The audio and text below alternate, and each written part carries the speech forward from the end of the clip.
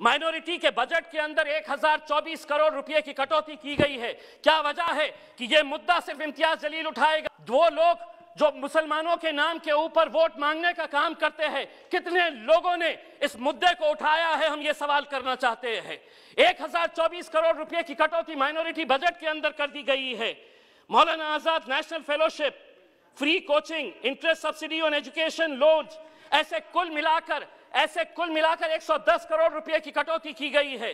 अध्यक्ष महोदय, मैं minority affairs minister Mukhtar Abbas Naqvi साहब से एक सवाल करना चाहता हूं। इसी सदन के अंदर मेरे पार्टी के अध्यक्ष असदुद्दीन अवैसी साहब ने कहा था कि मुसलमानों को हज की सब्सिडी नहीं चाहिए, यह हमारा मजहबी फरीजा है, हम अपने जेब से यह खर्चा करेंगे। लेकिन उस पैसे से आप मुसलमानों को पढ़ने के लिए स्कूल्स, कॉलेजेस, हॉस्टल्स खोलिए। मैं एक सवाल करना चाहता हूं, हज की सब्सिडी आपने बंद कर दिए है, कितने स्कूल्स, कितने कॉलेजेस और कितने हॉस्टल्स खोले गए हैं? इसका जवाब आपको देना पड़ेगा। दूसरी बात यह है कि हम ये कहते हैं वित्त मंत्री जी कि हम ये कहते हैं, बड़ा गर्व कहते हैं कि हमारा देश कितना आगे जा रहा है। पेट्रोल और डीजल के मामले में हम किसके साथ मुकाबला कर रहे हैं? हमारे से आगे कौन कौन देश है साउथ ईस्ट एशिया के अंदर, जिसमें नेपाल है, भूटान है, जिसमें मलेशिया है और जिसमें पाकिस्तान है। ये सभी देशों के अंदर पेट्रोल और डीजल की कीमत क्या है आप अच्छी तरह से जानते हैं। और हम ये कहेंगे कि नहीं पेट्रोल और डीजल, हम बजट के अंदर इसका जिक्र नहीं करेंगे। नरेंद्र मोदी साहब टीवी के ऊपर आते हैं और ये ऐलान करते हैं कि 4 घंटे के अंदर अब 500 रुपये और 1000 रुपये की नोट खत्म हो जाएगी। ये इसलिए फैसला नहीं लिया जाता है कि वो अपनी अहमियत जताना चाहते थे या मजाक के तौर के ऊपर ये फैसला लिया गया। उन्होंने उसका रीज़न दिया कि हम ये इसलिए कर रहे हैं कि हमें 3 बातों का हल चाहिए। एक तो ये है कि इसके ज़रिए हम ब्लैक मनी हासिल करेंगे।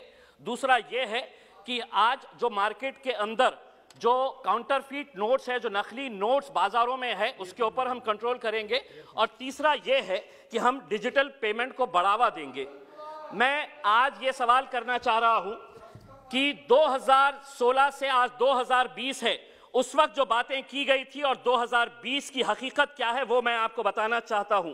ब्लैक मनी के बारे में उस वक्त बताया गया था कि 3 से 4 लाख करोड़ रुपया ब्लैक मनी का निकाला जाएगा, तो निकला कितना? 1.3 लाख करोड़ रुपीस निकला। जो काउंटरफीट नोट्स 2016 के अंदर जब ये डिमोनेटाइजेशन किया गया तो उस वक्त 6.32 लाख पीसेस नोट्स जो थे, जो काउंटरफीट नोट्स थे, वो मिले थे। 2020 के मैं आपको आंकड़े बताता हूं कि नकली नोटों का चलन आज भी कितना है, तो 18.87 लाख पीसेस आज भी नकली नोटों के आरबीआई और अलग अलग बैंक्स के अंदर। यानी कि इसका मतलब यह हुआ कि ना तो ब्लैक मनी हासिल हुई और ना जो नकली नोट थे उसके ऊपर आप काबू पाए। डिजिटल पेमेंट यकीनन थोड़ा बड़ा है, लेकिन उसके लिए क्या इतना बड़ा फैसला लेना कि हम डिमोनेटाइजेशन करेंगे, ये गलत है। मैं समझता हूं कि उस वक्त जब ये फैसला लिया गया था तो इस सदन के अंदर बैठे हुए जितने भी लोग थे बड़े जोरदार तरीके से तालियां बजाए थे। आज मैं ये पूछना चाहता हूं कि क्या आप में इतनी हिम्मत है कि अपने सरकार और अपने वजीर आजम से पूछे कि आपने 2016 के अंदर हमको लाइनों के अंदर खड़े किया था और ये बताया था कि इससे ये हासिल होगा, लेकिन ये हासिल नहीं हुआ। ये बजट के भाषण का हिस्सा नहीं बनेगा। इसलिए नहीं बनेगा क्योंकि उस वक्त आपने गलत लोगों को गुमराह किया था। मैं अध्यक्ष महोदय आपसे एक बात करना चाहता हूं।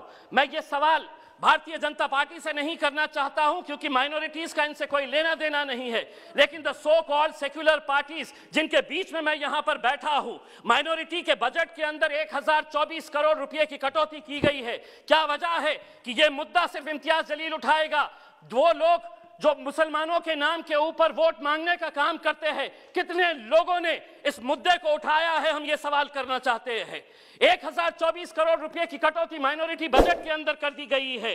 मौलाना Azad national fellowship, free coaching, interest subsidy on education loans, ऐसे कुल मिलाकर 110 करोड़ रुपए की कटौती की गई है। अध्यक्ष महोदय, मैं minority affairs minister Mukhtar Abbas Naqvi साहब से एक सवाल करना चाहता हूं। इसी सदन के अंदर मेरे पार्टी के अध्यक्ष असदुद्दीन अवैसी साहब ने कहा था कि मुसलमानों को हज की सब्सिडी नहीं चाहिए, यह हमारा मजहबी फरीजा है, हम अपने जेब से यह खर्चा करेंगे। लेकिन उस पैसे से आप मुसलमानों को पढ़ने के लिए स्कूल्स, कॉलेजेस, हॉस्टल्स खोलिए। मैं एक सवाल करना चाहता हूं, हज की सब्सिडी आपने बंद कर दिए है, कितने स्कूल्स, कितने कॉलेजेस और कितने हॉस्टल्स खोले गए हैं? इसका जवाब आपको देना पड़ेगा। दूसरी बात यह है कि हम ये कहते हैं वित्त मंत्री जी कि हम ये कहते हैं, बड़ा गर्व कहते हैं कि हमारा देश कितना आगे जा रहा है। पेट्रोल और डीजल के मामले में हम किसके साथ मुकाबला कर रहे हैं? हमारे से आगे कौन कौन देश है साउथ ईस्ट एशिया के अंदर, जिसमें नेपाल है, भूटान है, जिसमें मलेशिया है और जिसमें पाकिस्तान है। ये सभी देशों के अंदर पेट्रोल और डीजल की कीमत क्या है आप अच्छी तरह से जानते हैं। और हम ये कहेंगे कि नहीं पेट्रोल और डीजल, हम बजट के अंदर इसका जिक्र नहीं करेंगे, लेकिन धीरे धीरे एक एक दो रुपये बढ़ाते रहिएगा। आपका समय समाप्त हुआ है। अध्यक्ष महोदय, दूसरी बात यह है कि आपने ये ऐलान किया है कि 100 सैनिक स्कूल्स बनाएंगे। हम ये आपसे अनुरोध करेंगे कि औरंगाबाद में भी एक सैनिक स्कूल बनाया जाए करके। दूसरी बात यह है कि आप बैंक्स बेच रहे, आप एयर इंडिया बेच रहे, आप हर चीज बेच रहे, लेकिन आप बैंक्स अगर बेच रहे हैं तो मैं आपसे कुछ सवाल करना चाहता हूं। ये आरटीआई के अंदर आरबीआई के जरिए ये सवाल का जवाब मिला है कि पिछले कुछ सालों के अंदर 50 विलफुल डिफॉल्टर्स जो बड़े बड़े धन्ना सेठ है, जिसके बारे में अध्यक्ष महोदय सिर्फ एक मिनट, तो उसके लिए 68,600 करोड़ का राइट ऑफ किया गया है।